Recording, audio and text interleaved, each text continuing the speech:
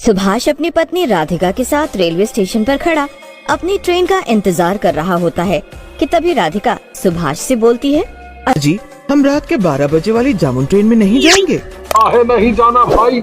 अरे तुम औरतों का भी अलग ही ड्रामा चालू रहता है। अब जरा हमको बताओगी कि आखिर अचानक से क्या हो गया जो 12 बजे वाली जामुन ट्रेन में नहीं जाना है? अजी हमने कुछ औरतों को उस ट्रेन के बारे में बातें करते सुना है कि उस जामुन ट्रेन में जामुन से भरा टोकरा लेकर एक चुड़ैल घूमती है। हमें तो उस चुड़ैल के बारे में सुनकर ना जाने बहुत डर लगने लगा है। लो, हम आदमी लोगन की बात तुमको सुनाई नहीं देती है, पर दूर खड़ी औरतों की सब बात सही सुनाई दे जाती है।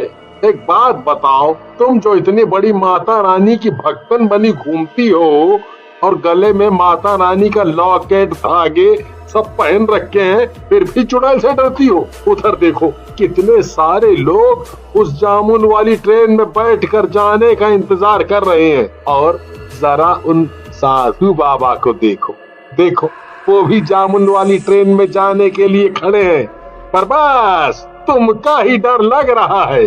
तभी घड़ी में ठीक 12 बजते हैं। प्लेटफॉर्म पर जामुन वाली ट्रेन आकर रुकती है। ट्रेन को देखकर सभी लोग खुशी से उसमें चढ़ने लगते हैं। लो जी, जामुन ट्रेन ठीक 12 बजे प्लेटफार्म पर आ गई है, और जरा देखो तो इस ट्रेन को कितनी सुंदर लग रही है। ऐसा बोलकर सुभाष और राधिका ट्रेन में जाकर सीट पर बैठ जाते हैं। अजी ना जाने हमको कुछ ठीक नहीं लग रहा है, अजीब सी घबराहट हो रही है। तभी एक लड़की जामुन से भरा टोकरा लेकर ट्रेन में घूमती हुई अपने जामुन बेच रही होती है। ले लो काले काले मीठे मीठे जामुन ले लो, जो एक बार खाएगा बस जामुन का दीवाना हो जाएगा। ट्रेन में बैठा मनीष अपने दोस्त गौरव से बोलता है, अरे गौरव, जरा इस जामुन बेचने वाली को तो देख, क्या मस्त लग रही है। चल जरा इसे जामुन खरीदते हैं और मजे लेते हैं। अरे जामुन वाली छमिया, जरा हमें भी तो अपने मीठे मीठे जामुन खिला दो। हाँ क्यों नहीं बाबूजी, ये लो 1 नंबर के मीठे मीठे जामुन। एक बार खाओगे तो बस जामुन की दुनिया में गुम हो जाओगे। सुंदर लड़की को जामुन बेचता देख ट्रेन में बैठे कई लोग जमुना से जामुन खरीद लेते हैं। तभी सुभाष भी जमुना को अपने पास बुलाता है और उससे जामुन खरीदने लगता है। अजी अब कुछ भी हो जाए आप ये जामुन नहीं खरीदेंगे। वैसे भी हमें कोई जामुन वामुन खाना पसंद नहीं है। हाँ, जब से हम इस ट्रेन में बैठे हैं हमारा तो जी ही घबरा रहा है। अरे तुम नहीं खाओगी तो ना सही, पर हमें 2 जामुन चखने दो। हाँ सब समझ रही हूँ मैं कि आप किसे चखने की बात कर रहे हो। सुभाष सामने वाली सीट पर बैठे साधु बाबा से बोलता है, देखो ना साधु बाबा, हमारी औरत को जब से ई ट्रेन में बैठी है तब से अजीब अजीब बातें किए जा रही है। तभी जमुना अपना जामुन का टोकरा लेकर साधु बाबा के पास जाती है और उन्हें जामुन देने लगती है, पर बाबा जमुना से जामुन लेने से इनकार कर देते हैं। बाबा ट्रेन में बैठे सभी लोगों ने मेरे जामुन खरीदे हैं और खाए भी हैं, बस आप ही हो जिसने मेरे जामुन नहीं खरीदे। और वैसे भी मैं आपको ये जामुन पैसों से नहीं बल्कि मुफ्त में दे रही हूँ। आप खाओगे तो मुझे अच्छा लगेगा। बेटी तुम्हारा बहुत बहुत धन्यवाद, पर मैं ये जामुन नहीं ले सकता। मगर जामुन तो आपको लेने पड़ेंगे और खाने भी पड़ेंगे। ए लड़की, साधु बाबा से बात करने का ये तरीका है क्या? और जब उन्होंने मना कर दिया कि उनको जामुन नहीं लेने, तो तुम काहे उनके पीछे पड़ रही हो? और वैसे भी जरूरी नहीं है कि सभी तुम्हारे जामुन खरीदे और खाएं। राधिका की बात से जमुना को बहुत गुस्सा आता है और वो गुस्से में एक चुड़ैल के रूप में बदल जाती है और राधिका के ऊपर चिल्लाते हुए बोलती है, क्या कहा तूने? अरे तुझे मेरे जामुन खरीदने भी पड़ेंगे और साथ ही खाने भी पड़ेंगे, और अगर नहीं खाए तो मैं तुझे खा जाऊंगी। ट्रेन में बैठे सभी लोग उस सुंदर लड़की को चुड़ैल के रूप में देखकर बहुत डर जाते हैं। अरे ये क्या, ये जामुन वाली तो चुड़ैल है रे। तभी मैं कहूँ इसके जामुन का स्वाद अजीब सा क्यों है। अरे इस जामुन ट्रेन में तो सच में एक चुड़ैल है रे। अरे इसका जामुन खाकर तो हमें गंदगी होने लगी है। अब तुम सब तो गए काम से। चुड़ैल के ऐसा कहते ही ट्रेन में बैठे लोग चुड़ैल के जामुन खाकर जामुन में बदल जाते हैं। हे माता रानी, ये क्या हो गया? अजी, आप एक जामुन कैसे बन गए? ये सब क्या हो रहा है?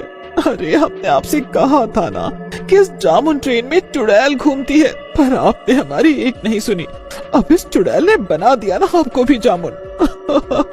बेटी, इससे पहले कि ये चुड़ैल इन सभी लोगों की तरह हमें भी जामुन बना दे, हमें इस ट्रेन से उतर जाना चाहिए।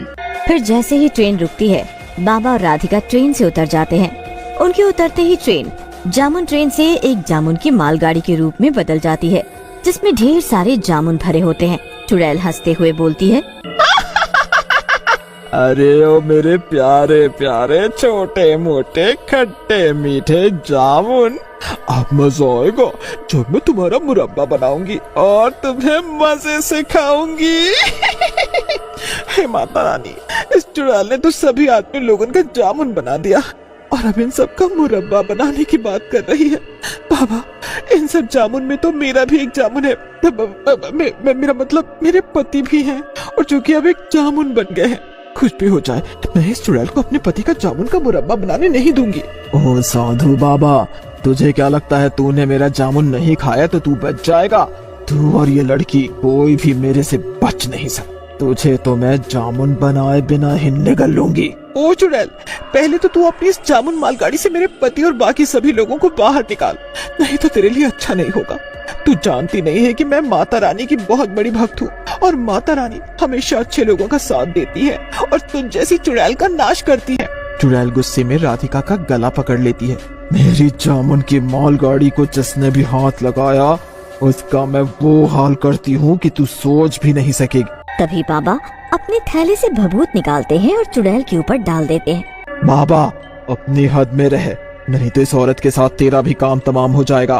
तुम दोनों को जामुन न बनाकर मैंने बहुत बड़ी गलती कर दी। इस बेचारी को छोड़ दे, नहीं तो मैं अपनी भभूत से तुझे भस्म कर दूंगा।